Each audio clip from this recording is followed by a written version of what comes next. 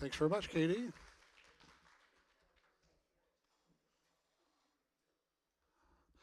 Thanks very much. How's everybody doing? Awesome. All right. Okay. Good so far. And meals? Okay, good. And program? All right. So all good. All right. I feel like I feel like I should be doing something with these, almost like the next time you see me, I should be coming out the top of them. It's like it's some kind of a magic performance. Anyway, I've never seen coffee earned so prominent in a presentation.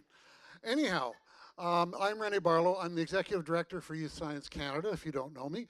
And I know quite a few of you, but unfortunately I haven't had a chance to meet all of you yet. But anyway, first of all, welcome again to the Canada-wide Fair. You've already been here for a few days, but just on behalf of Youth Science Canada, I want to welcome you and hope that the rest of the week goes as well as things have gone so far.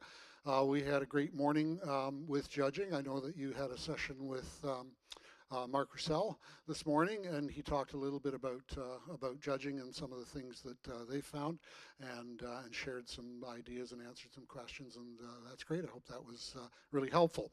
So I'm here to basically give you an update on some things related to YSC. We're going to talk a little bit about just some things that we've been doing over the last year. I want to talk a little bit about mentorship, and then we'll maybe make some announcements. So yeah, we'll go. We'll let's see where it goes here. So all right, is that going to work? Oh, it says it's connected, so that's a good thing. There we go. All right. So first of all, I want to welcome a new region, and so we don't have new regions all that often, but we're very pleased to welcome for the first time to the Canada-wide Science Fair, Omushkego.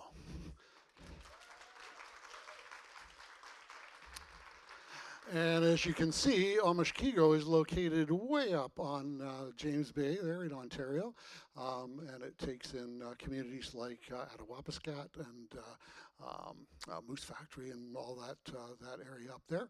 So is our delegate from? There he is. Okay, so welcome.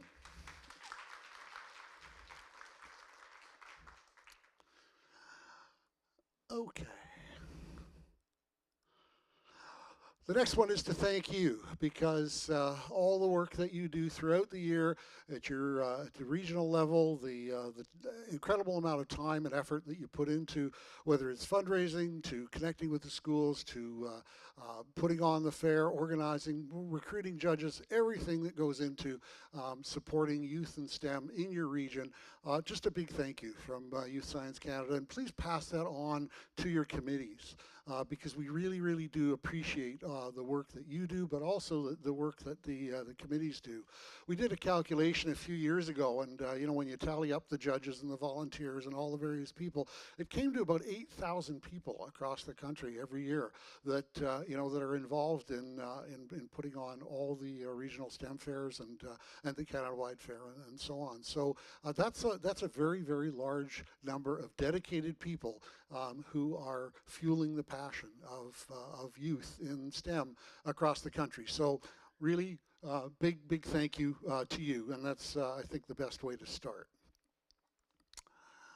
Okay, so let's talk a little bit about Youth Science Canada. Speaking of incredible volunteers, we want to highlight our Distinguished Service Award winners, and we have actually count them, but it's 9 Distinguished Service Award winners, and 2 of them are here with us in Fredericton. So Anju is here with us, and Emily. Is Emily in the audience as well? No? Okay, so, but say hi to Emily and say hi to Anju, and thank you again for the distinguished service that you've provided to your region, to Youth Science Canada, and to youth in STEM across the country. Just a little note about the Distinguished Service Awards.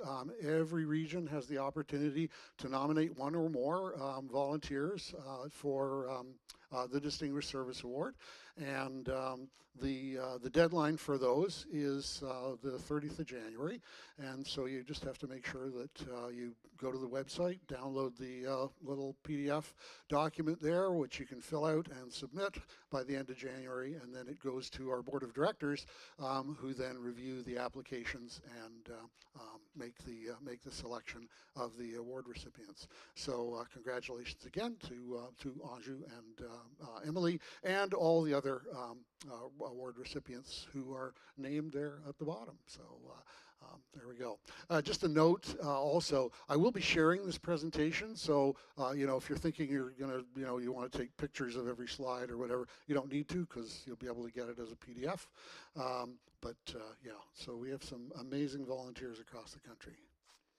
Okay, I want to talk very quickly just to review our strategic plan, just to kind of highlight what it is we're doing. This was established last year, working with the board of directors, and so just highlight again our mission. So this is what we say we do: empowering all Canadian youth to engage their curiosity in discovering and innovating through STEM projects. And I'm not going to read all of this to you, but just that is really our focus. And I think the key here is we are the STEM project organization, and you, by virtue of being affiliated with Youth Science Canada, are the extension of that into your communities. And so our focus is on STEM projects. There are other organizations that do classroom presentations and outreach things and whatever, but the core of what we do is all about engaging youth in doing STEM projects, and so that's at the heart of everything. So the vision is that essentially we, you know, as a result of doing those projects, the students have these skills that will then be able to transform our society and make everything, make the country and the world a better place. And then we have something we call the ends. This is what we're aiming to do, and so we exist so that youth can investigate scientific questions and develop innovative solutions related to current and future challenges. And so that is where, you know, the notion of some of the challenges that we have, our nine challenges that you see featured very prominently at the Canada-wide Fair. Some of you have taken them on at your regional fair, and that's great. The idea behind this is essentially that we want to challenge youth to do science, engineering, math, technology, and basically make the world a better place. And as a result, there are a couple things here.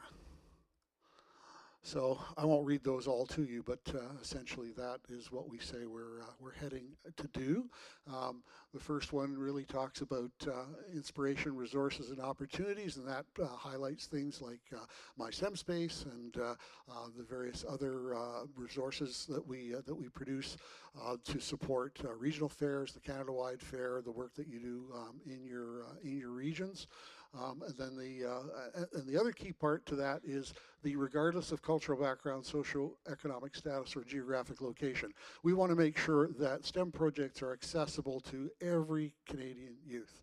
And that's a challenge, and it's not always easy, but you know, primarily through the power of the internet, we're able to extend those materials. And I know that sometimes the internet isn't all that great in some of the communities, but it's our best vehicle for extending those resources and making things accessible. But really, there's nothing more powerful than you folks on the ground working in your communities with your schools, with your parents, with your teachers, and of course with the students to engage them in doing STEM projects. And then the second one there is that they be able to share what they've done. And we want them to be able to share it locally and nationally and also internationally. And so you see that reflected in our regional STEM network, our STEM Fair network, the Canada-wide Science Fair, and the Team Canada program, which I'll talk about a little bit more in a bit, because it's grown a reasonable bit in the last year or so. And then finally, we try to do all that with managing our resources, and especially our financial resources, as effectively as possible. Okay, so that brings us to some strategic goals. The first one, championing youth STEM projects. We want to be the organization that is out there sort of alerting everyone to the potential of youth across the country and their ability to do amazing work, as you've seen just wandering around the Canada-wide fair and your regional fairs, that we know youth are capable of doing some amazing work, and we want everyone to know that. Then support and host a world-class STEM project competition from the local to the national level. We envision the competition as starting, at the school level, going to the regional level, to the national level, and then going all the way to the international level. And we are aiming to have that be a world-class process, and we think we're actually mostly there. As you'll see, we do extraordinarily well when it comes to international competition. I talked a little bit about that at the opening, but I'll give you a little bit more detail as we go on here. But yeah, that is how we envision it. This really is a continuum, all the way from the garage and the basement and the workshop and whatever at home, the school, and so on, all the way up to international level competition, and to make that ideally as seamless as possible, and for the most outstanding students to make their way through that process and go on and be part of that. We also want to innovate on the STEM Fair experience. You see some of that here at the Canada-wide Fair. We've got some new things, especially in the outreach area, and Melina's done some amazing work in terms of the school visit program. When you have a chance to go and wander around on Thursday and Friday, you're going to see about 75 to 80% of the students there with a map in their hand, going on a STEM project adventure to discover projects around the fair, and they'll be collecting stickers from the finalists and representing the challenges, and the whole idea is to engage them. We're going to have challenge stations there, and the whole point is that for those 4,000 or 5,000 students who will be coming to visit over the Thursday and Friday, that they go home saying, I want to do a project, and I want to be part of this kind of thing in future years. So that's really part of the goal there. And then finally, just organizationally, we want to achieve sustainability and excellence in what we do as an organization. It's challenging. We have a very small staff. We actually have a full-time staff of 3 people, so we do have some additional contractors. But sometimes people look at our organization, and especially some of our results at the world level, and they say, "Oh, you must have a very big organization." And no, we don't. But we are small but mighty, and doing the best that we can with that. But we also want to diversify our funding sources and continue to grow that, and we're doing quite well. Okay, let's talk about the Canada-wide Fair, because people are kind of interested in that. Just to give you a little bit of sort of statistical overview of where we are. 339 projects by 390 finalists. That is the largest we've had since COVID, and so we're pleased with that. And it would have been a little bigger, except we had a couple of regions who held fairs and then decided that their projects weren't good enough, which is really unfortunate, because if you think about it, it's part of the experience is coming here maybe with a not so great project, realizing that it could be better, going home, doing better projects. It's an iterative process, and so try not to fall into that trap of saying, "Oh, I don't think our projects are good enough." The important thing is to be here and to share in the experience, and to learn from all the other projects and the other finalists and the other delegates who are here. Take that back and improve. There are lots of regions who started out not really doing all that well, and who have really come around and are regulars on the stage and at the award ceremony and so on. But every region, regardless of how they do on the awards night, goes home with students who've had, we hope, an incredible experience, and that they can share with the students in their school and their community, and inspire future participation. Okay, so we have 39 STEM Expo exhibitors. So if you haven't been before, you know, or you may not know that STEM Expo is our STEM outreach trade show, and we have 39 exhibitors participating in that. Yesterday, 1,695 interviews with all the finalists. We did our very best to have every project interviewed 5 times. There were some that only got 4, but almost all the projects had 5 interviews yesterday, 5 half-hour interviews. Well, they're sort of more like 20 minutes, but that's a long time. And that's a really serious engagement with STEM professionals, university faculty, engineers, you name it. The whole gamut were there, and that is a significant part of the reward of coming to the Canada-wide Fair, is being able to interact with those amazing people and to explain their projects. And today, 877 judging interviews, and that was just the first round. So if there were additional rounds as they narrowed down the special award recipients, there were additional interviews on that. So we're probably talking about 2,500 interviews over the course of the last 2 days, which is that's pretty incredible, really, and we're really pleased with that. Okay, so a little profile on the projects and the fair. So 43% of the projects are discovery projects, and 57% are innovation. It's interesting, that shifts around a little bit. Last year it was almost exactly 50-50. This year it's shifted a little more toward innovation, and next year it could be more discovery. But it's that'll give you a sense of the balance. I'm really happy with this. I'm happy with this every year, and that is a really nice balance between junior, intermediate, and senior.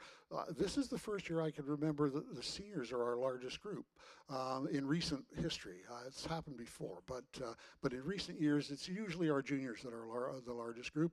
But for whatever reason, seniors are the largest group this year. So. Okay. Here's an interesting one. 58% female.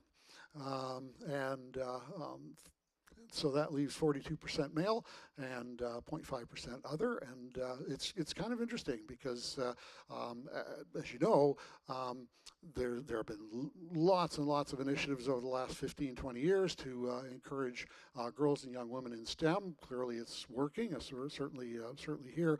We have never seen anything less than 50-50, and in fact, it's been about stable at about 53% girls and young women for quite some time. This is a bit of a jump. We don't know whether this is a blip or whether this is a trend, but we'll watch that over the next few years. But I know that there are certain programs, medical programs, veterinary programs, some health science programs, and so on at universities that are having real challenges recruiting male students. And so, I started saying 5 to 10 years ago that we might need a boys in STEM program at some point, and maybe we will. So there we go. And in terms of our diversity, we actually have a target to have the diversity at the Canada-wide Fair reflect the Canadian population in diversity, and we're really good. We're very, very close with Black students. We're shy by about 1 to 2% there. Indigenous, we're really, really thrilled that we have 8% Indigenous representation. That matches the Canadian population. And then we're a person of color, students that declare themselves as a person of color, we're way over the sort of national population. So we're really pleased with the diversity that we see at the Canada-wide Fair. So that just gives you a sense of the profile. Okay, so the projects by challenge, that's what it looks like, and you can see that there's a good balance where the health sciences are very popular. Disease and illness and health and wellness are quite large numbers, but and that's actually one of the reasons we split them. But the other key thing to remember about the challenges is that, in a sense, they don't matter. I wouldn't say that just completely, but the projects are not judged by challenge. So the projects are actually judged by category. So all the juniors compete against all the other juniors, intermediates against all the other intermediates, and seniors against all the other seniors. And it doesn't matter what challenge you're in. The only place it matters is when it comes to the challenge awards. And so I think there are some students who are trying to play some kind of strategic game with choosing their challenge. I strongly encourage them not to do that. Just pick the challenge that actually fits their project. We moved about 5 projects because they were just obviously in the wrong challenge, and particularly those missing out on the fact that we have an aerospace challenge. There were some that were so obviously aerospace that they just had to be moved. But anyway, that's the balance, and we're really happy with that. Okay. Yeah, just a couple of notes. Those of you who've been around a bit know that for the last couple of years, we integrated the Sanofi BioGenius competition into the Canada-wide Science Fair, and now we didn't. Sanofi decided this year to put their program on pause. So they initially contacted us and said, yeah, we're not doing anything this year. We're taking the year to review it and think about what we're going to do. And then they came back a little bit later and said, yeah, but we really don't want to not be involved. So how about we be the sponsor of the Disease and Illness Challenge? And we said, that'd be awesome. So if you go into the exhibit hall and you see the panel for Disease and Illness, you'll see the Sanofi logo there. The Sanofi reps will be here on Thursday, and they're actually trying to figure out just what their strategy is going to be going forward with the Canada-wide Fair, and we're hopeful that we're going to continue strong partnership with Sanofi. There were regional awards, as you know, for the Sanofi BioGenius Challenge. Unfortunately, they got paused as well. We don't know if they're coming back. We'll see, but certainly if they are, we'll let you know in the fall or late summer when we know. And yeah, I mentioned that. Okay, hopefully you've had a chance to check out the website. This is the homepage actually for ProjectBoard. So we have our own website at CWSF espc.ca. This is the ProjectBoard landing page for Canada-wide 2025, and be sure you check that out. And if you go in there, I hope all of you have been in there, but this is the project zone page in ProjectBoard, and I can't scroll down because it's a screenshot, but if you scroll down, you can see all the projects in all the different challenges, and every single one, all 339 projects are represented there, and will continue to be there forever. So so if you remember a project and you want to show it to somebody a year from now, you can do that. You can go in, find it, and you'll be able to highlight it. What we really like about this is the ability to showcase the Canada-wide Fair and the projects to sponsors and other people who weren't able to make it. Parents can have a look at it. Teachers can look at it, use it as a reference for students doing projects. So it's just an incredibly valuable resource, and I encourage you to make use of it as it is. It is available for regions to use, and you can integrate it through the portal or use it separately. But it is available for regions to use for your regional fair, and we have a number of regions that are in fact doing that. So and it makes it really great when you go to a sponsor and they say, well, what is this thing all about? And you can just point to it and say, well, look at the projects, and they're of course blown away by the amazing creativity of the students. Okay, one thing that you might not have noticed, even if you've been to the page, and that is the filters, which are available. You can actually filter the projects in the project zone by any number of things there. So you can see you can filter by challenges, by province, by awards, which there aren't any yet, but by project type, so that's discovery and innovation, and filter by CWSF category, so junior, intermediate, senior. So you can do do a really kind of narrow search if you want to see all the junior projects from Prince Edward Island that were discovery projects. You can see that, and so it gives you some ability to narrow things down, especially if you're working with groups of students and you don't want to necessarily show the grade 7 students what the grade 12 students were doing. So that's a very powerful tool. Okay.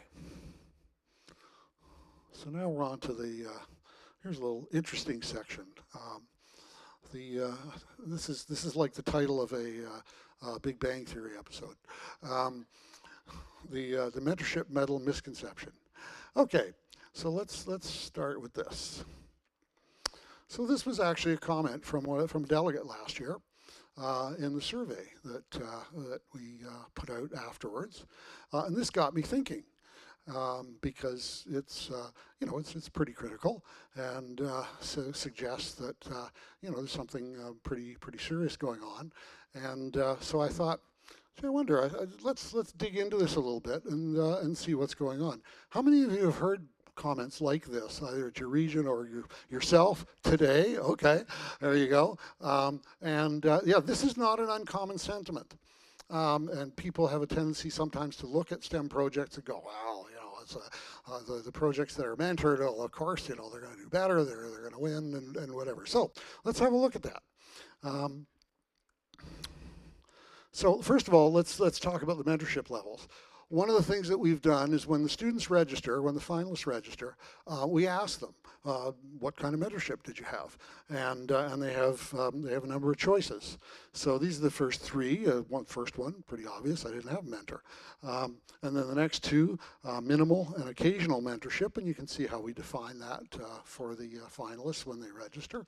And the descriptions are fairly clear, and it's kind of a progressive thing in terms of the mentorship.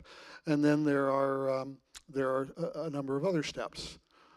So the next three, regular mentorship, specialized mentorship, and then right at the far end, extensive mentorship. And these are, the kids who are going into labs and working on a regular basis with, a grad student or a professor or something like that. So that's how we defined mentorship. And we actually survey every finalist and ask them that, and they tell us what they believe the mentorship level was for their project. So, what does that look like? Well, let's have a look. Well, no mentor. Remember, this is for 2024, so this is not this year's, but this is last year's data. But 2024, not too surprising, quite a lot of projects have no mentor. And then as we kind of step through, here's what we actually see. So this is what the finalists report, and you can see that obviously there are a lot of projects with no mentor. So the question now is, kind of given your thinking and whatever, suppose we were to redraw this graph for the gold medal winners. What would it look like? Any thoughts?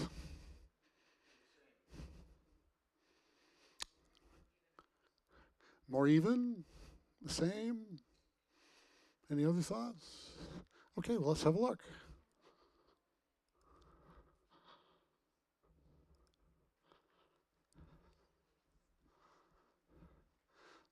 Not what most people expect. And yeah, and this is from last year's gold medalists. So it's kind of interesting that in fact it's virtually the identical graph with the scale changed on the left-hand side. Okay, well, let's dig into a little bit more. What about just all medals, not just the gold medalists? Well, let's see what that looks like. So that's what it looks like for projects with no mentor. What do you think it looks like for projects with a mentor?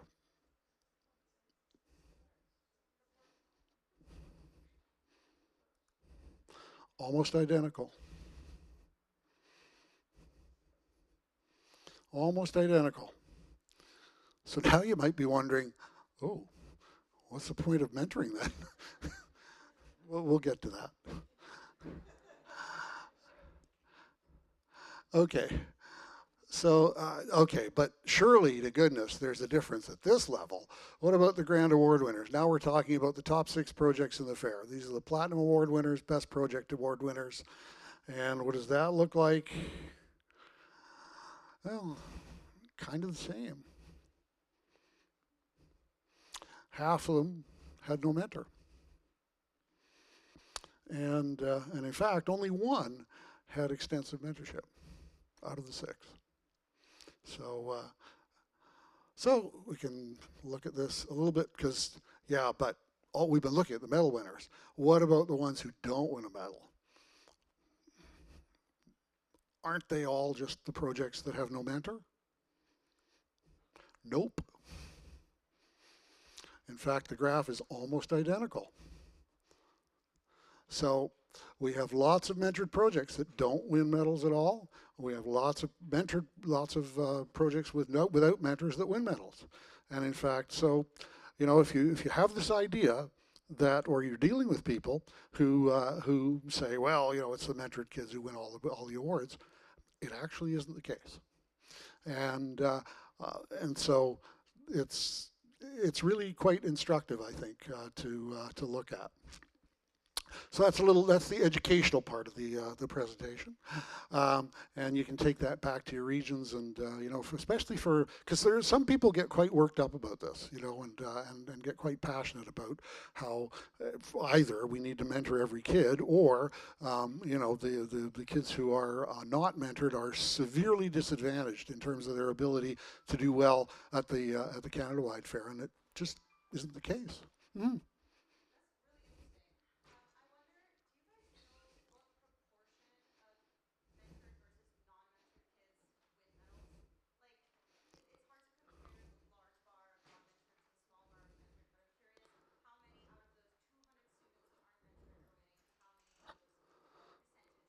Yeah, it's about 50%.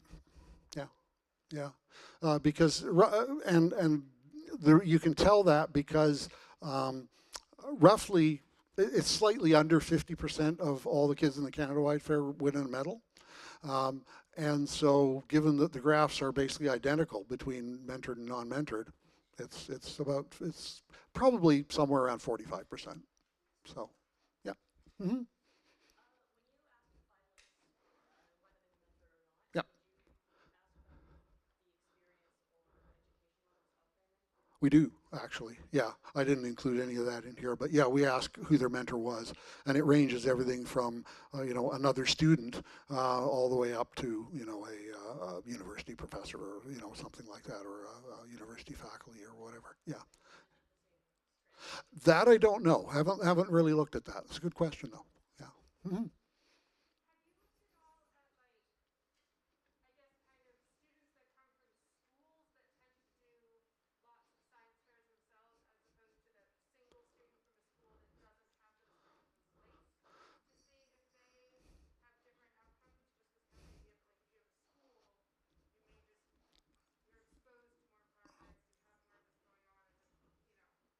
Right. Yeah. Yeah. And the answer to that is no. We haven't looked at that, but it's a really, really good question. Obviously, students who come from a school who have a culture of doing projects tend to have more support and might tend to do better. Not necessarily, but we also run into students, finalists on a regular basis, who literally have come out of the blue. And they get no support from their school. They worked on this at home, and didn't have a mentor. Just they went on the internet. They learned from YouTube. They got programming advice from various sources and whatever, and came up with this amazing project. So it's no, we haven't looked at that, but there's lots of anecdotal evidence that says it happens both ways. Yeah. Mm-hmm. I could. Yeah, yeah. I can send them to you, or what they're actually in the registration in the portal. But yeah, no problem. Okay, because I think you might want to get to this one, or maybe not.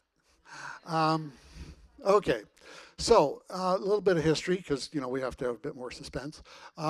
The About 10 years ago, 11 years ago, we undertook for Youth Science Canada to basically take more ownership of the Canada-wide Science Fair.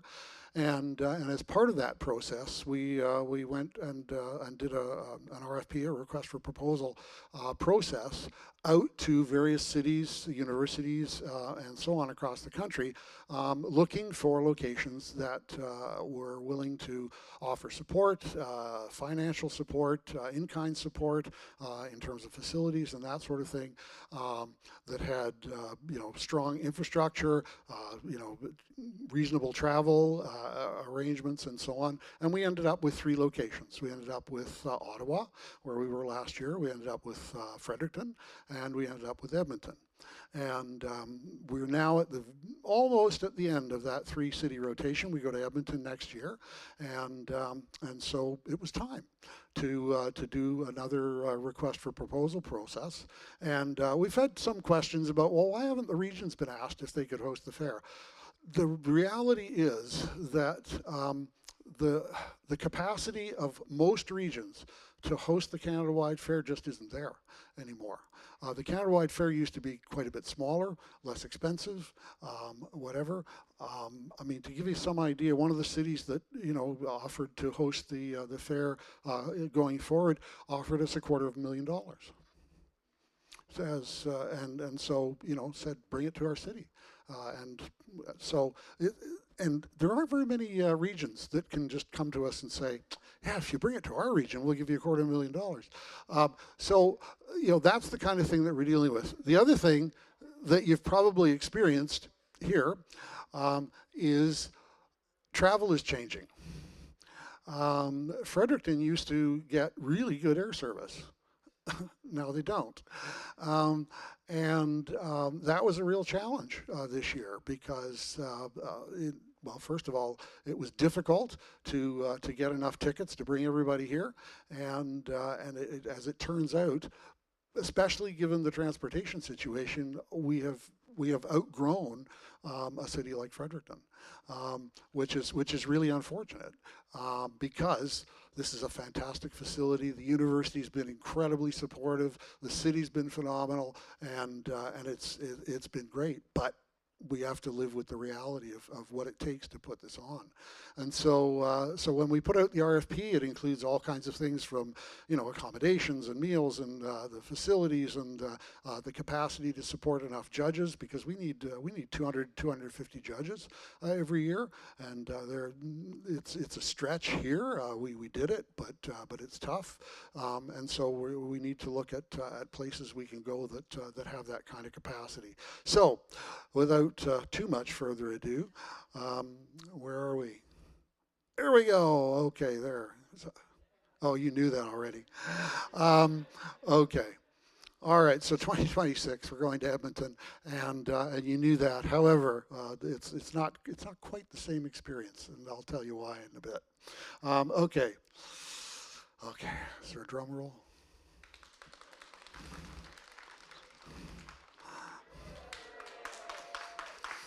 Okay, so 2027, we're going to the home of Bay Area Science and Engineering Fair, Hamilton, Ontario, and that will take place May 29th to June the 5th. And I guess we better have another drum roll.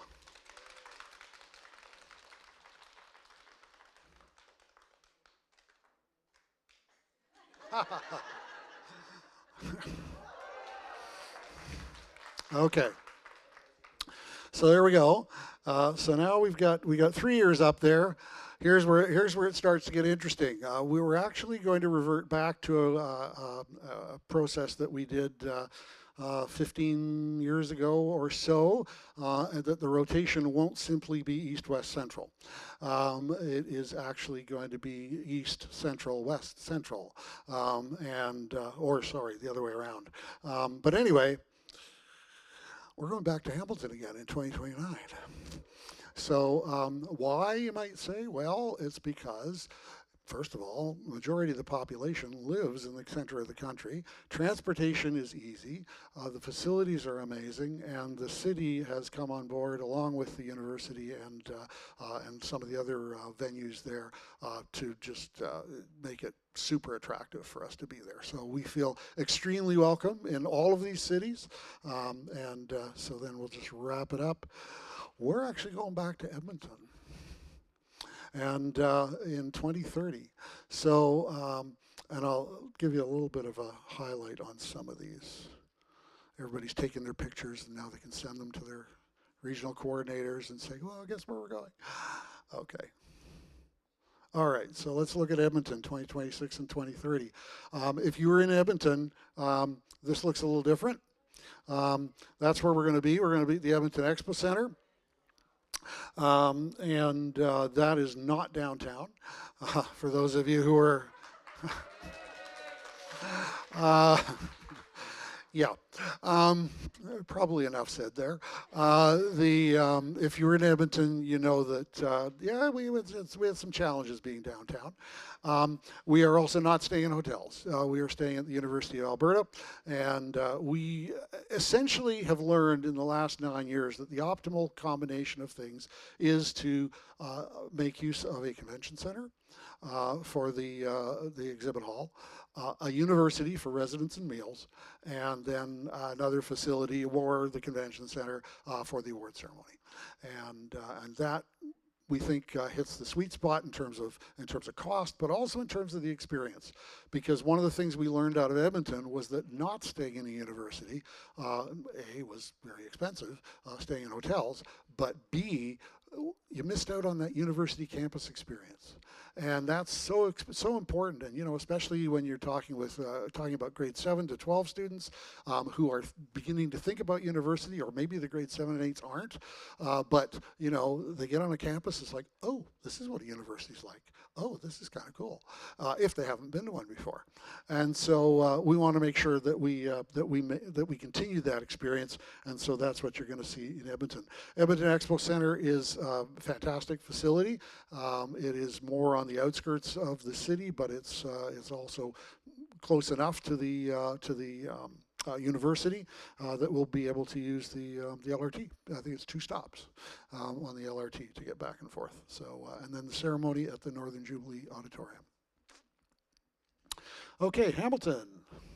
We're going to be at the Hamilton Convention Center, and we're going to be at McMaster University for the residences, and at McIntyre Performing Arts Center for the award ceremony. And that's a shot there of the Hamilton Convention Center. And so that'll give you some idea there. And then in Halifax, we're at the Halifax Convention Center, and we'll be at Dalhousie University for the residents, and the ceremony will be actually in the convention center. So that gives you some things to look forward to, and there you go.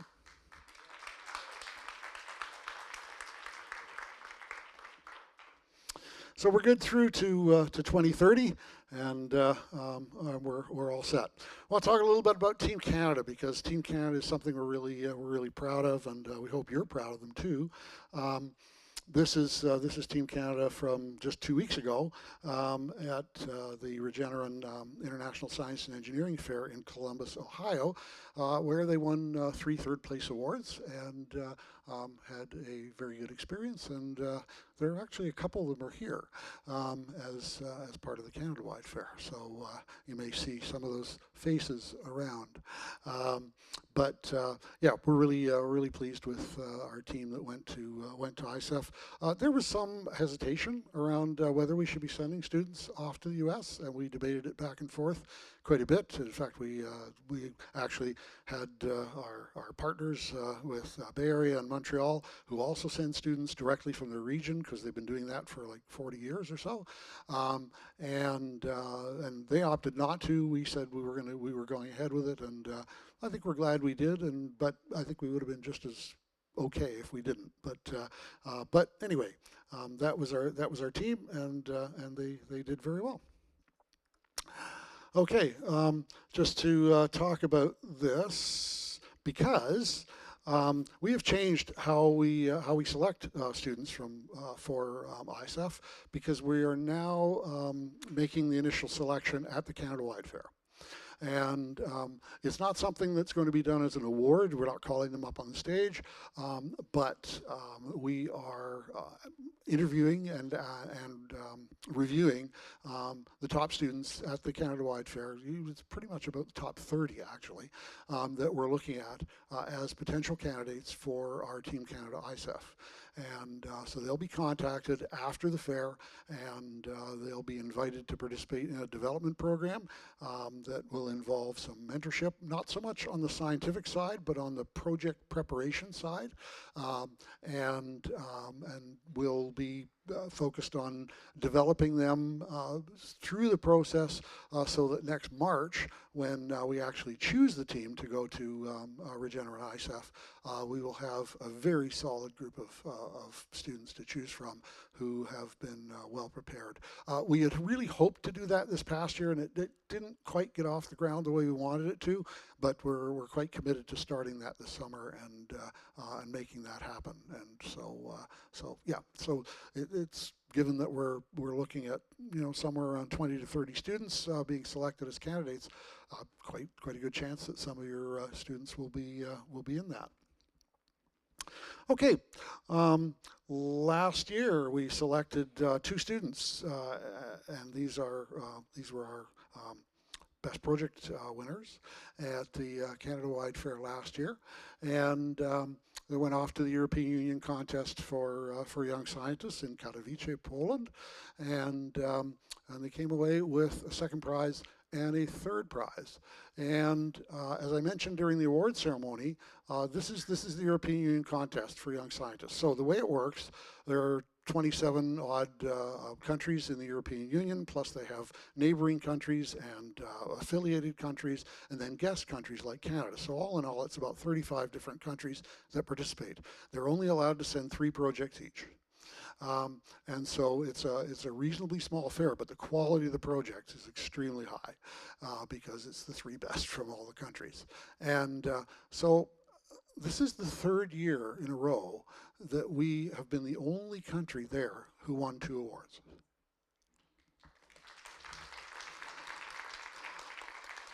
So we're doing really well, and it really is a tough competition. And yeah, we're just super pleased with that result. And then we sent 2 students off to the Taiwan International Science Fair, and you might say, oh gee, Anne there on the right hand side, she got to go to USIS and Taiwan. How did that happen? Well, that wasn't the original plan. And we had actually another student selected, but unfortunately she wasn't able to go.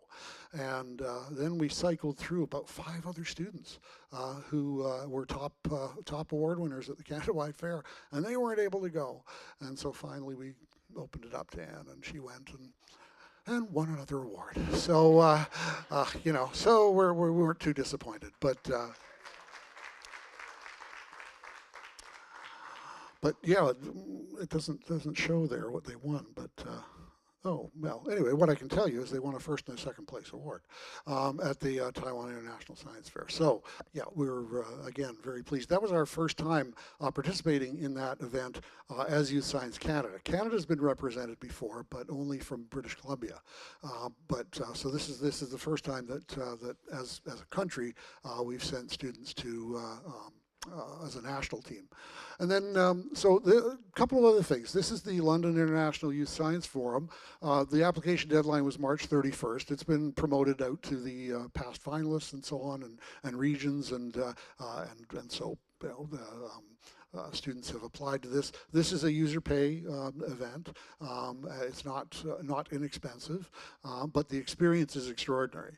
And it's a 2-week program, and they have Nobel laureates speaking, and then it's a very intensive kind of program. And so if you have students who are interested in sort of extending their experience, this is not a project competition. It's you go, and there are lectures and activities and all related to STEM and so on, and it takes place in the UK. So that's that. Okay. And then, for the first time since 1997, I think, we sent a student to the Stockholm International Youth Science Seminar. I get the name wrong. It used to be a symposium. So the Stockholm International Youth Science Seminar. This takes place during Nobel Week in Stockholm, and they get to go to the Nobel Prize ceremony. Pretty cool.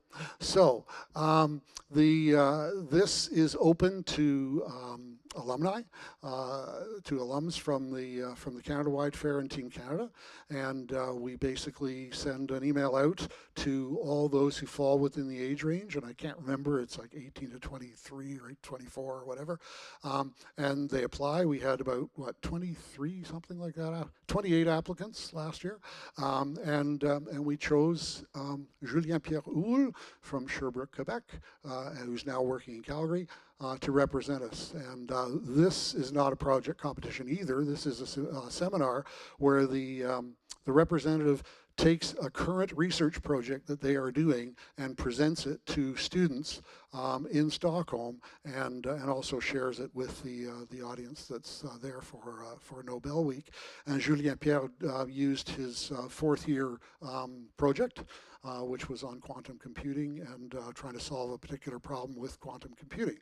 So that was the project that he presented. So when you start to think about where can students go, from their school fair to the regional fair to the Canada-wide fair to all these international opportunities, the sky's really the limit. And Julien Pierre had a phenomenal time and was super thrilled to be there. And then we also send students to the International Swiss Talent Forum. This is not a competition. This is actually kind of a working session where a group of students, half international, half Swiss, get together. And this takes place in February. And there's always a theme. Last year it was the future of work. And they spend the week kind of tackling that problem and coming up with some solutions to how to make that better, and then they sort of put out a statement at the end of the week. But again, this is open to alums from the Canada-wide Fair, Team Canada, and do you remember how many applications? It was about the same as the other one. Yeah, something in the 30s that we had of applicants, and we selected Catherine Diakonov, and she went and represented us there. So amazing experiences. The applications open August 1st, and that's an application to us, to Youth Science Canada, and the deadline's September 7th, and then we make our selection, and off they go. And this experience is no cost to the participants. The trip to the Nobel Week is no cost to the participants. We're doing some pretty good things internationally, I think. Mm. Yeah, the age there is, again, it's in the sort of 18 to 25. Yeah, 18 to 25 for that one. So this is for, the students that have gone through the program and then are, looking, generally either finished their university or close to finishing their university career. And then this one's for you. So this is the MilSet ExpoSciences International. This takes place every 2 years, and it is not a competition. It is essentially a showcase, but an opportunity for students to take their project, participate in an event where the focus is on networking, collaboration, international cooperation. There's a cultural night. There are all kinds of amazing activities, and it's basically like a science fair, but without the judging. And so this will take place in September 29th to October 1st, 2025 in Abu Dhabi in the United Arab Emirates. And the application information will be sent out to you and to the finalists from 24 and 25, because as I say, it only takes place every 2 years. And we are looking not only for finalists, but we are also looking for chaperones. So if you think that might appeal to you, then give that some thought, and you can apply. This is a user pay thing. This is not sponsored, but so there is a fee associated with it. We expect that the cost will be in the $2,000 to $2,500 range, including airfare and everything. And it's a 1 week event. So if you're looking for opportunities for your finalists or for yourself, something absolutely worth considering. Is Rhonda here? There you are, Rhonda. Okay, so Rhonda was with us in ESI 2023, which took place in Puebla in Mexico. And so if you want to know a little bit more about what that experience is like, talk to Rhonda. Yes, you were also in Abu Dhabi. That's right, because it took place in Abu Dhabi in 2019. Yeah. Because we skipped one, they skipped one because of COVID. So, so she was in Abu Dhabi and also in Mexico. So she can talk at great length and about that. So, there we go. Okay, so that's really it in terms of my my update. Lots of opportunities for youth. Lots of things that we're doing in terms of program. Didn't really get a chance to talk much about mySTEMspace or some of the other programs, but Melina would be very happy to talk to you if you come by the YSC booth in STEM Expo, where she can talk about Spark, which is our AI-powered project idea generator, which some of you have already discovered. What are we up to in terms of uses on that? Yeah, just shy of 12,000 uses of that idea generator, which is pretty amazing. And so you can actually try it out at the booth and have a look at some of the other things that mySTEMspace is doing in terms of trying to get students started on doing projects, because that's really the focus there. Students tell us that's the hardest part, is coming up with an idea, getting started, and so mySTEMspace is focused pretty much completely on that process, getting started and then building through that development phase of the projects. So you can find out all about that at the booth in STEM Expo. And of course, part of that also at the booth, you can find out about Smarter Science, which is our teacher professional development program. And if you are a teacher, and you are interested in a program that leads very directly into STEM projects. Smarter Science, we've been offering Smarter Science workshops since 2010, and we've trained thousands of teachers across the country, and we have great resources and great workshops. So have a look at that, and the information on those is available at the booth in STEM Expo as well. So with that, I'll wrap it up. There may be some questions, but otherwise, that's it for me.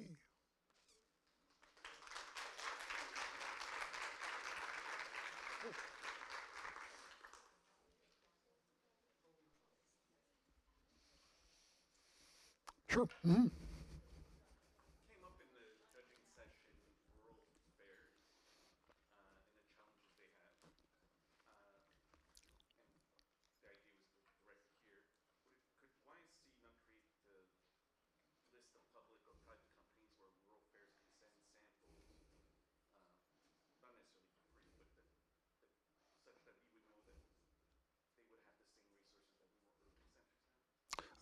Send samples in terms of.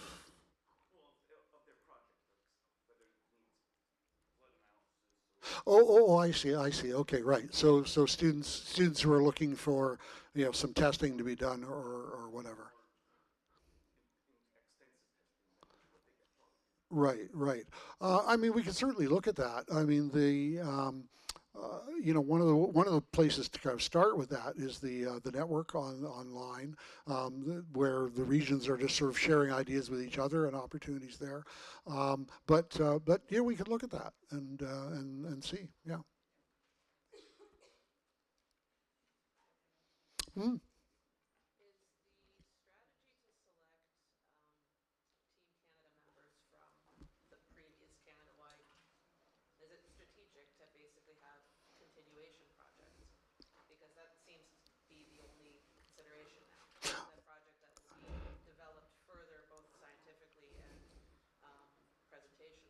Nope, not necessarily. So the students who are selected could start a brand new project if they want. We're interested in the student. We're interested in the finalist, not so much the project. If they want to continue the work on the project, totally fine. But if they want to start something new, that's totally fine too. We're really looking for the students who have that spark, the initiative, the enthusiasm, that it takes to do an outstanding project. Yeah.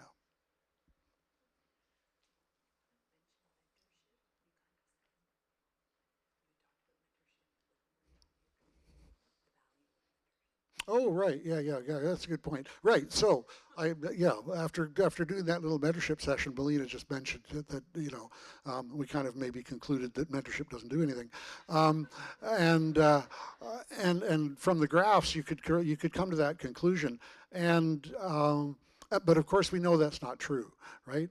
Um, but the value of mentorship is not in winning medals, right? And so, if that's the way you're looking at it, well, if we just mentor our students, they'll win more medals. Uh, Clearly, that's not necessarily the case. What mentorship does, of course, is it connects students with STEM professionals, with resources, with expertise, with insight, with guidance, suggestions.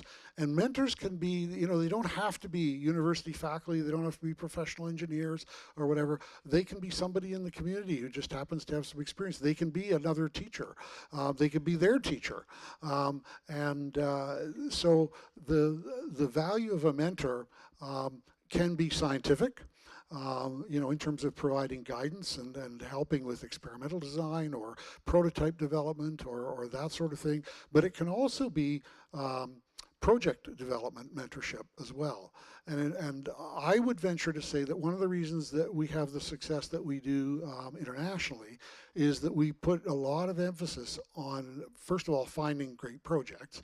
I mean, you can't turn a bad project into a great project. But once you've got good projects, you can make them great and help the students to develop that. And most of it has nothing to do with the science, because the science has already been done. Now it may be that they may need to do more trials or additional, larger sample size or whatever. But the basic science is generally done with the project. Often it comes down to how it's presented, both visually on the poster, but also in terms of the presentation. One day I'm going to do a presentation that I've titled in my head. It's called Winning, and it would be how do you win? And one of the things that I do with the students who are going to international competitions is I tell them that their task is that within the first 30 seconds, or within 30 seconds, their goal is to have the judge care about their project. Not understand their project, care about it. And to build an emotional attachment to that project for whatever reason. And we use all kinds of different strategies, whether it's storytelling, bringing in an example that relates to the project from the student's life, or something that they've encountered, or whatever. Because the reality is that judges are looking. Well, here they were looking at 12 projects. Well, if they make an emotional attachment with one of them and they go, wow, that was amazing. I never realized that was such a problem and whatever. Forget about what the project did, but they need to be engaged in the issue or in the problem.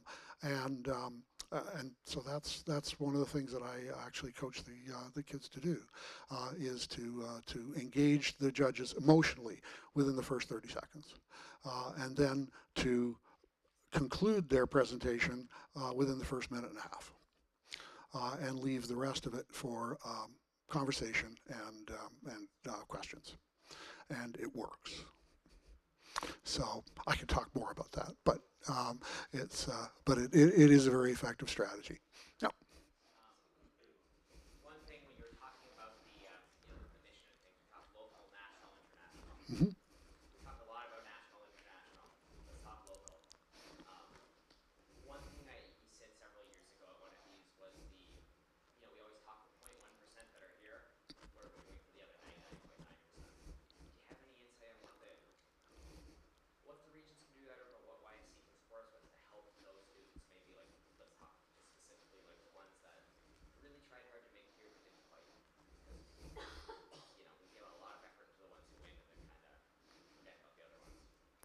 Yeah, well, that's a really good point. I mean, I would say our primary response to that has been mySTEMspace.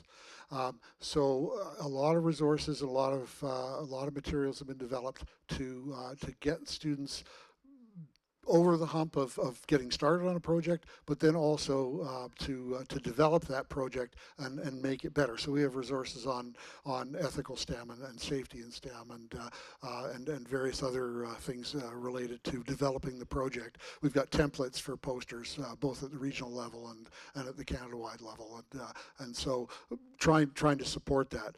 Very difficult from a national office to support, potentially millions of kids across the country. But that's really where the partnership comes in with the regions, And I think to some extent, the regions, as you said, we pour a lot of attention into the kids going to the Canada-wide Fair, and then the rest kind of walk away. Don't let them walk away, right? There are regions who have started, mentorship programs that aren't so much mentorship programs of, one-on-one mentorship or whatever, but whether it's a virtual call, once a month, it almost becomes like a STEM club. It's very, very active kind of thing going on in British Columbia. If you want to have a look at the Science Fair Foundation BC website, they've got a really active program in BC doing exactly that kind of thing. So following up, when you register the students for your regional fair, you've got their names and their email addresses and whatever. You could stay in touch with them, and you could say, hey, thinking about doing a project? Well, it's September, and we're going to have a Teams call, or we're going to have a Zoom call, or whatever, or we're going to meet at such and such a school and come out and just talk about the idea for your project and whatever. So there's outreach that regions can do. Part of the issue I get is that, when your regional fair is over, you're like, oh, thank goodness that's over. I don't want to think about that till January. And I get that. But if you are thinking about actually developing a cohort of students who are really good at doing STEM projects, it does take some sort of nurturing and cultivating to make that happen. And it's hard for us at the national level to do that at the regional level. We can support you in doing that.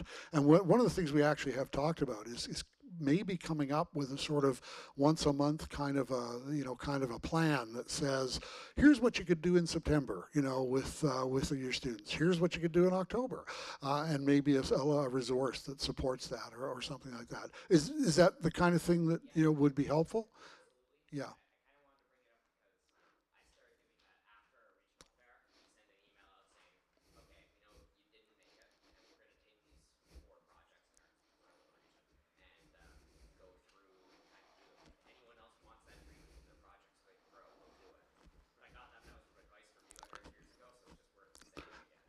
Yeah, no, thank you. Really good reminder. Because it's true that it really is a development process, and we see it, at the highest levels when we're preparing kids for international. But you can do exactly the same thing at the regional level, and it's always a shame, when you have, whether it's 30 kids or whether you have 300 kids at your regional fair, to just let 99% of them or 95% of them just walk away and you never talk to them again. Because they're the ones who actually took the time, did a project, and would probably do it again with a little bit of encouragement. So, yeah.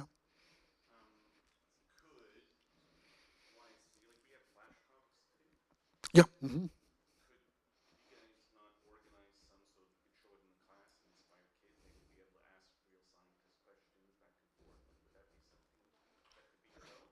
Sure. All of these. Yeah. I mean, this really kind of falls into Melina's, area. Yep. Absolutely.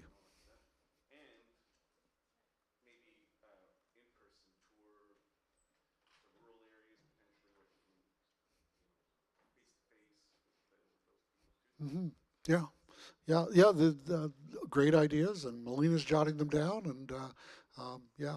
The rural and remote areas are a challenge for in-person activities, and virtual. It only goes so far, but yeah, I think we can. I think we can do better. Yeah. Mhm.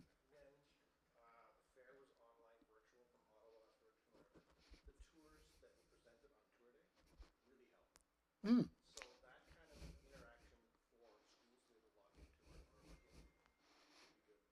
Oh, yeah, that's really interesting to hear because, in the virtual years, we didn't necessarily have a chance to hear how it was being received. So that's great to hear that those tours were good. We, of course, still have those because they were videos, right? And so they could be reused, repurposed, and made available. So because, yeah, there were tours of various facilities done in the virtual years. Yeah, yeah, absolutely. Great suggestion. Thanks. Mm.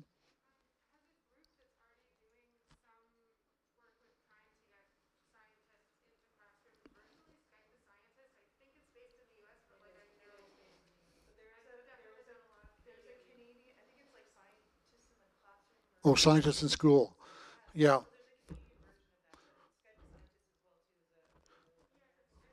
Yeah.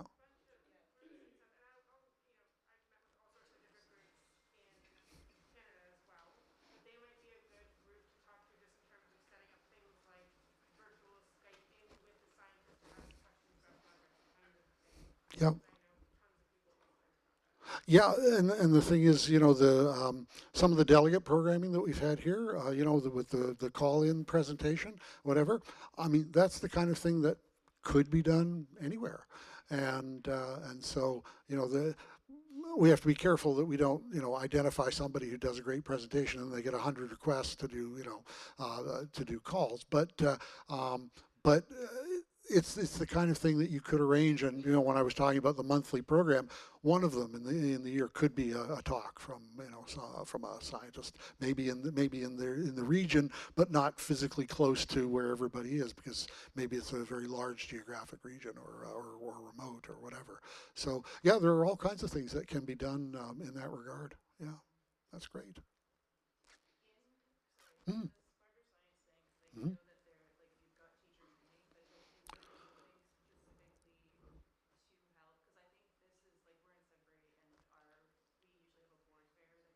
Right.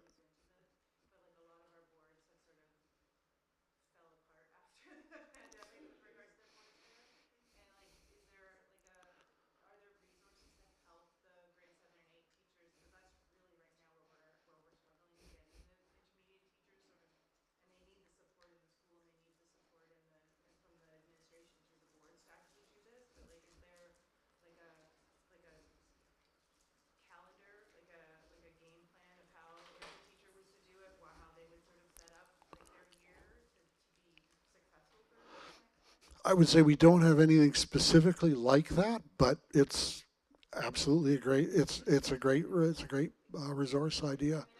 Yeah.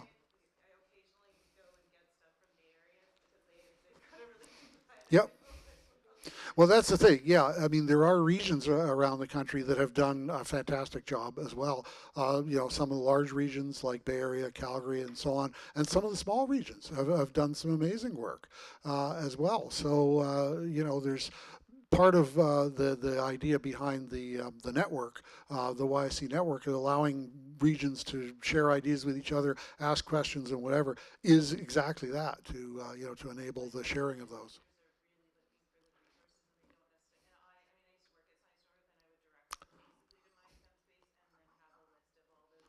Yeah.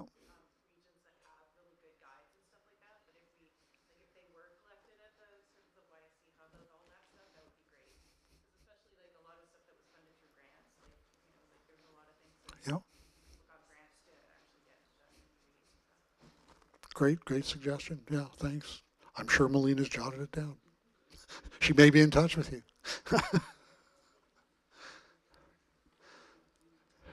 Okay, I will turn this back to Katie, and thanks very much. And because I think next up is Melina, or no, no, well, I don't know. You know what's going on. All right, thank you so much, Reni.